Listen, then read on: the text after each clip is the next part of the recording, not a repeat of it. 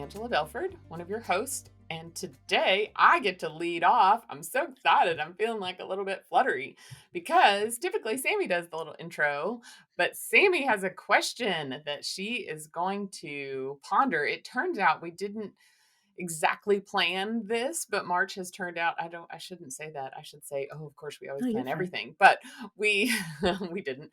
It has just turned out that March has become our our month of questions on this year-long journey to what does it take to be a freaking awesome, have a freaking awesome life.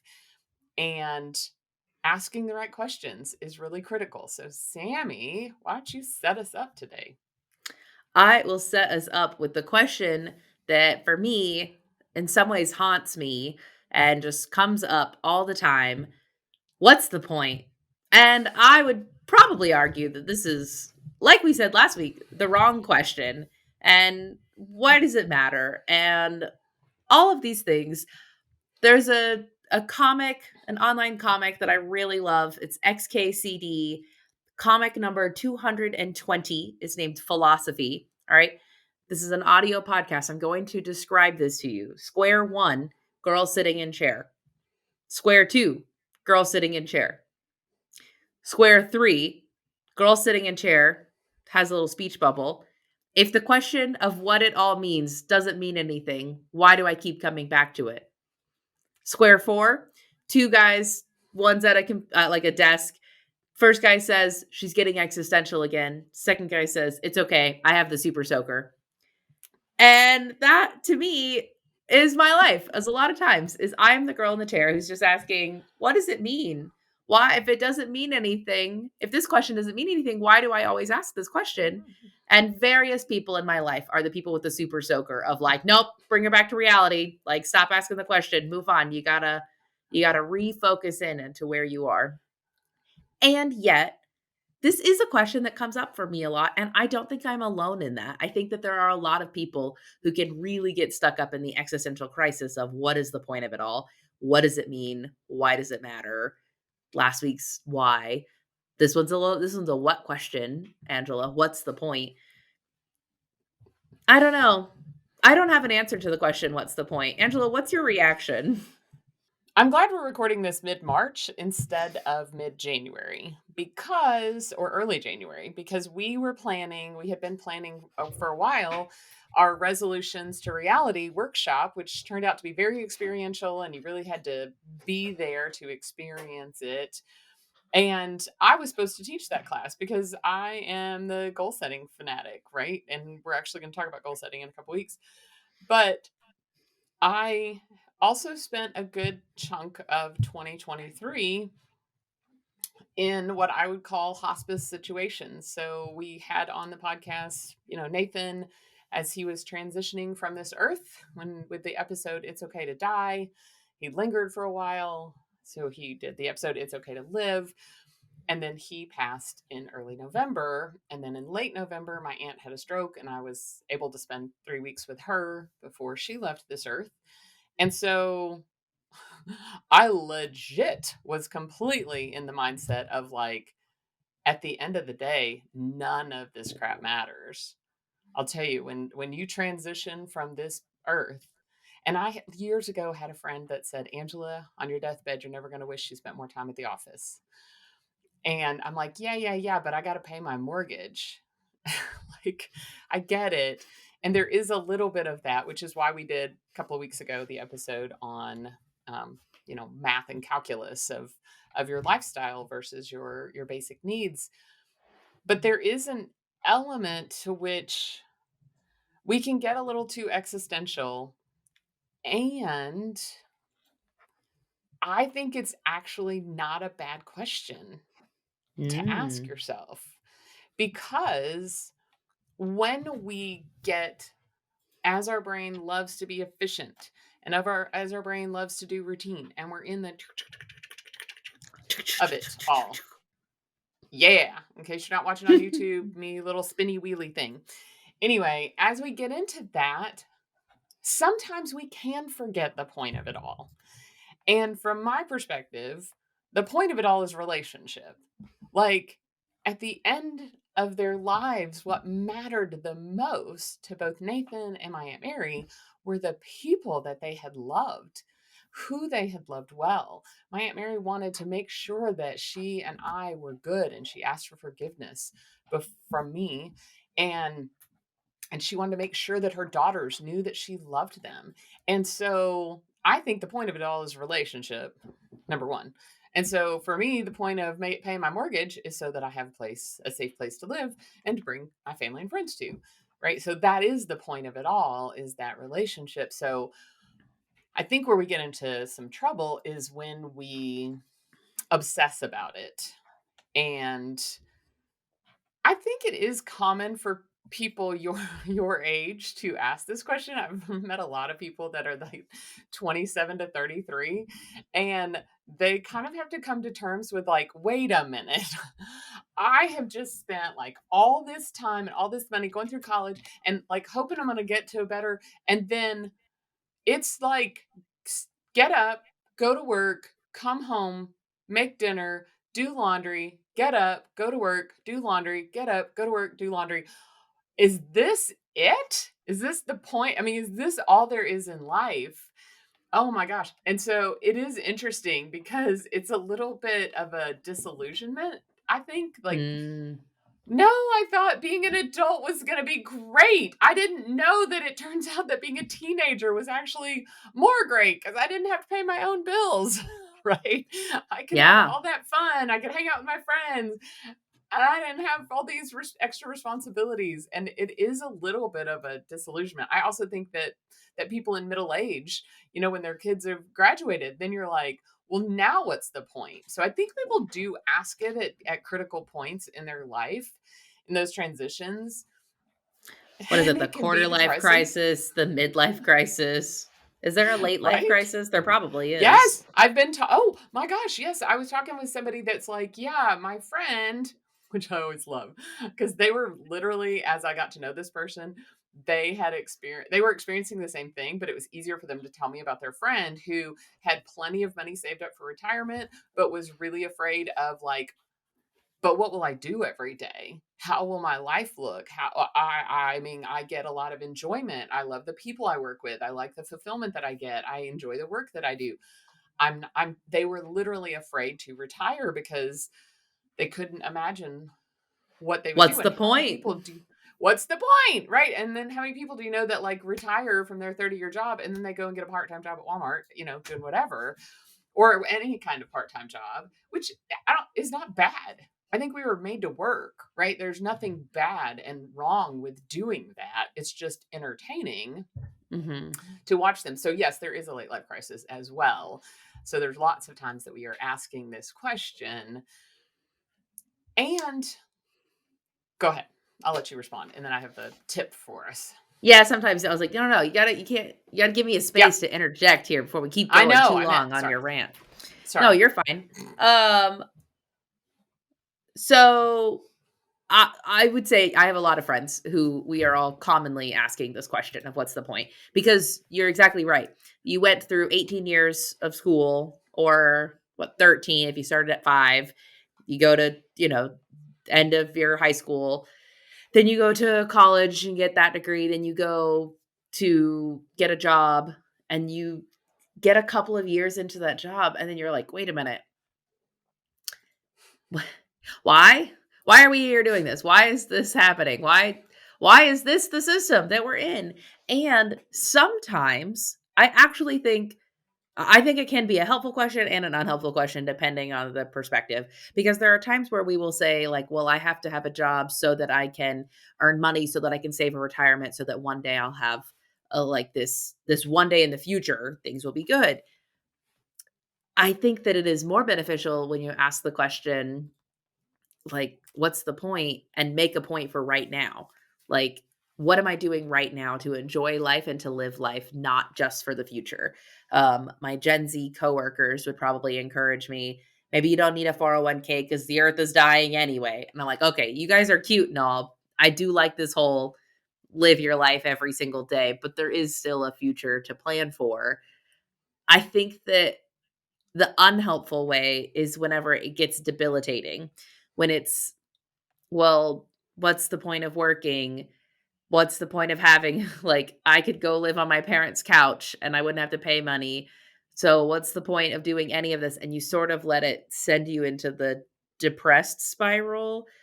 And I do think that millennials probably face this more than, um, our Gen Z follow-up generation. There's a sort of funny meme I've seen that millennials hiding under the desk saying, "What's the point?" Like, saying nothing matters, and then you've got a Gen Zer frolicking through a field saying, "Nothing matters," and it does sort of feel like the different theme and attitude of our generations is that it has to matter, and it doesn't matter, and what's the point if it doesn't matter? I don't actually think I had a coherent thought within all of this other than my own existential ramblings about all of this. It is complicated. There's no clear-cut answer. Sometimes the answer changes day to day or week to week of what the point is, but that's okay, I guess. We just keep going. Well, and there is people are living longer and longer, so that whole planning for the future thing is a little bit terrifying. And especially as you get my age, then you're like, I joked when I was down in Panama that I said, when we get home, I got to start training. And my husband said, for what? And I said, to be 90. Do you know how much your muscle deteriorates after 40, especially women? I've got to start lifting weights because I'm already 10 years behind. I didn't know 10 years ago that like your muscle starts deteriorating. So I got to start lifting weights because I want to be strong at 90. And he's just, you got to love my husband because he'll just like, oh, okay, dear. Whatever, sweetie. But like, what if I live to be 100 and what if my money wouldn't hold till 100, so anyway, I can get the idea that there is some like need to plan for the future 1000%, and there are needs to plan for emergencies that happen because we know people that are just it's terrible if you're not prepared, right? Or even if you think you are prepared and then it's more catastrophic. So I don't want to discount that. And I think that it can be helpful to not just think and ponder what's the point, because I think that's the spiral, but maybe even like get a piece of paper out. What is the point? What do I hope to accomplish with this job? What does the paycheck from this job pay for? What do I love about my life now? What do I want my life to look like in the future? Right? I think that by not just leaving that spinning in your brain, then pulling it out, talking about it, writing it down, I think that it can actually begin to create some motivation in you, and it can help you decide what the point of it is. So I do believe in planning for the future. And also, there are people who don't live. They are so focused on, oh, I need to make money and leave it for my children, leave it for my grandchildren. I need to like, it's not, they're not even doing it for themselves. And so that they have like no quality of life themselves. They have no ability um, to even enjoy what they have worked for because they're so focused on, but I want to leave money for my family. Like, I promise your family wants to spend time with you. I know of a family who their grandmother is starting to give them money now, and she will pay for trips for like sections of their family to go, and the expectation is that you have to come back and show her the pictures and tell her all the stories. She's not at a place where she can travel, but she's like, I don't want to wait until I'm dead to give you the money. I want to hear how you're enjoying the money that I'm giving you. And so I love that idea, which I think sets up your next point very nicely that you just Mhm. said. Hmm. Sorry, I gotta let that percolate for a second. I also think The question that sometimes I will flip is, "What are you living for?" Because Ooh. instead of, "What's the point?" I actually want to answer, "What am I living for?" I want Mm. to create a quality life for my kids. I want to live a quality life. I want to experience people and cultures. I wanna have good relationships. All of those things, great. Like, it may not exactly answer what's the point. It gives me a more helpful direction to move in of, okay, well, I don't know what the point of mortgages are, but I do know what I'm living for, and having a home is helpful to provide myself a quality of life and my kids a quality of life, so therefore, great. I will go trade some time for some money so that I can pay my mortgage and so I can go do things. I love that because what are you living for and who are you living for are very helpful. And I am just going to continue to beat the drum of relationship.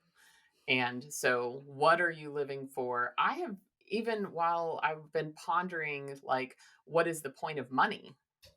You know, Mm. like, because at a certain point, how much more do you need? I'm not at that point yet, but I'm beginning, for a while I had such money issues, money block issues from childhood that then I was like, oh, okay, money buys security and freedom. And then money, and I was like, okay, that's not the most helpful way to think about it. Money actually helps buy experiences. And so we've had some great experiences. And experiences are great. And we love traveling, obviously, and we love having our family and all of those things.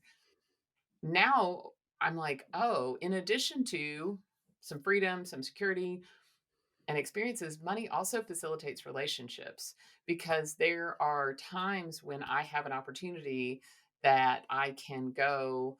We go to New Orleans a couple of times a year because that's when our friends' birthdays are. So we go in the spring for spring birthdays and we go in the fall for fall birthdays. And so we have to have some money to be able to buy a plane ticket and to get out and all of those things. And so I'm beginning to see how I use money to also help facilitate relationships. That's not to say I can buy love, but I can facilitate. When I was in Panama, instead of getting a one-bedroom apartment, I got a two-bedroom apartment or condo, and we were able to allow people to come and visit us, that sort of thing. So I think that helped me because, a lot of what we do in our world, I mean, in our life, is we do work. And so for me, I don't want to live to work. I want to work to have a life and work to live. So when you ask the question, what are you living for? I think it's super helpful to have that kind of relationship frame and lens to that. I like it. I wanna take us to a little bit of a Dr. Seuss moment. Let me give set up my reference, and then I'll go into the point. If you've ever read "Oh, the Places You'll Go," the opening of this book 1, if you haven't read it recently, you probably think that this book is, like, such a beautiful, inspirational book, we should give it to all these people because it talks about the wonderful, magical places you'll go, and that's it. It starts off with, "Oh, the places you'll go." You've got all sorts of things that you can do and all this potential. You get, like, 7, 8 pages in, and then it goes into, and sometimes things won't work out, and you go to these dark places, and it's scary, and you don't know where you're going, and you're lost and confused, um, and I just wanna, 1, remind everybody when you're giving that as a gift, there is, like, a "And sometimes life sucks. Cheers," kind of message in the middle of that. So, yes, what should we live for? Sometimes we are also gonna find ourselves sitting on the armchair asking us, but if the question of what it all means doesn't mean anything, why do I keep coming back to it? And I genuinely have found that finding that super soaker moment is my best coping strategy.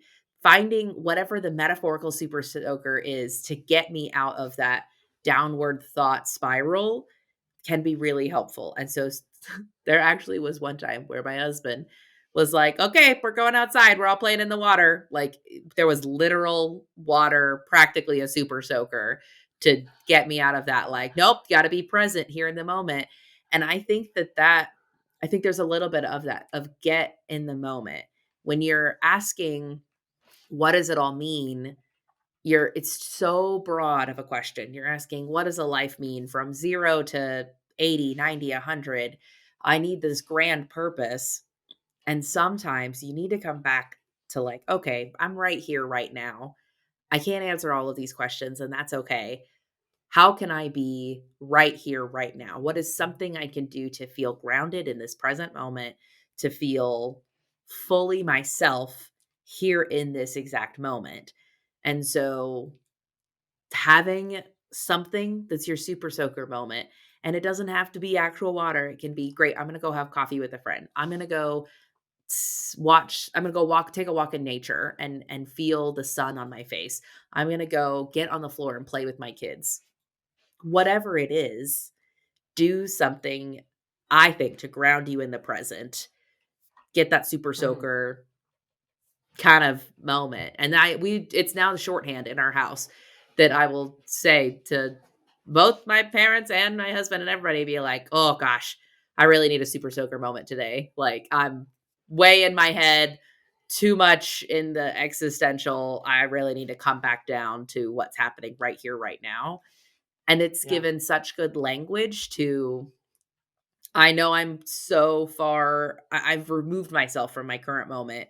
I got to come back down, sit here, and then I can move forward. That's cool. That's beautiful.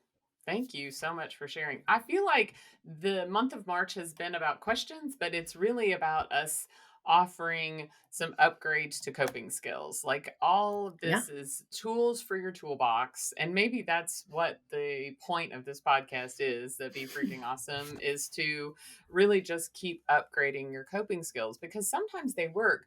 Literally before this podcast, we had, I got an email that I did that was just not pleasant for me. And I was like, I'm going to use the coping skill to take that information and I'm going to put it in a box. Because right now it's not going to help me to obsess about it. So I'm going to put it in the box. And the trick is I got to pull that back out later. Mhm. Maybe. Or we talked about it for a little bit beforehand. I've got some later with friends, some coffee set up this weekend. And so I want to probably unpack that at that point. And so hopefully these episodes can be helpful to you as you are upgrading your coping skills, because that is one of the things that we are fanatical about around here, is that to have a freaking awesome life, it's all about which coping skill you need to pick on which day. Just tools in your toolbox. So hopefully these have helped you. Don't forget to follow us on Instagram. We actually have a very cool episode coming up, so check out our feed. I'm gonna leave it like a little bit marketing there for you. Go check out our Instagram and the email, because we want to hear from you and we want you guys to participate in our next episode. That's all for now. I'm Angela, this is Sammy, and I hope you go and have a freaking awesome day.